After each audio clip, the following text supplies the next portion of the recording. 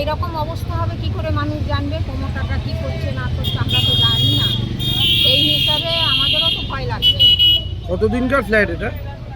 এই ফ্ল্যাটটা 1 বছর, 1 বছর এ তৈরি হচ্ছে 1-1.5 বছর, আর আমরা আছি 50 বছর ধরে এখানে।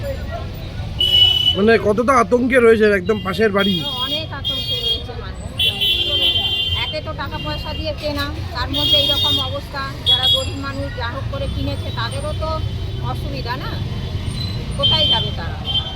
যদি ফ্ল্যাটটা হয় তাহলে যাবে কোথায় ওরা? ওদেরও তো শিফটিং টাকা দিয়ে কিনেছে, কেউ 20 লাখ 25 লাখ, সেই সব অবস্থা। মানে কোন ফ্লোর পর্যন্ত পারমিশন ছিল বা কি ছিল এগুলো সেটা প্রমোটার জানবে, যে দিয়েছে সে জানবে।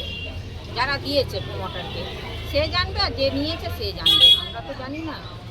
আমরা তো ওই বাঘাযতীনে দেখেছিলাম না কাণ্ডটা, তারপর তো দেখছি আমাদের ওই দিকটা হেলে যাচ্ছে। আমাদের বাড়ি না, আমি পাশের বাড়ি থাকি, তো ওই পাশের বাড়িটা প্রমোটিংয়ের জন্যই দেওয়া হয়েছিল। এটা আমার বন্ধুর বাড়ি। তো এই বাড়িটা এখন তো হেলে গেছে, এবার তো কিছু করার নেই না। তো এটা আগেও জানা ছিল না যে এমনিভাবে, নাহলে এমনিভাবে মানে প্রমোটিংয়ে দিলে এমনিভাবে হেলে যাবে এই বাড়িটা। তাই জন্য আমরা দেওয়া হয়েছিল। আর যখন করা হয়েছিল তখন বলা হয়েছিল 4 তলা, কিন্তু এরা করে দিয়েছে 6 তলা। সেটা এরা মানে বলেছিল যদি ভিড়টা ভালো করে তাহলে 6 তলা অবধি তুলবে। সেটা তো আমরা জানা ছিল না যে কীভাবে এরা করেছে। তো সেই ব্যাপারে আমি কিছু বলতে পারবো না। সেটা প্রমোটার জানে।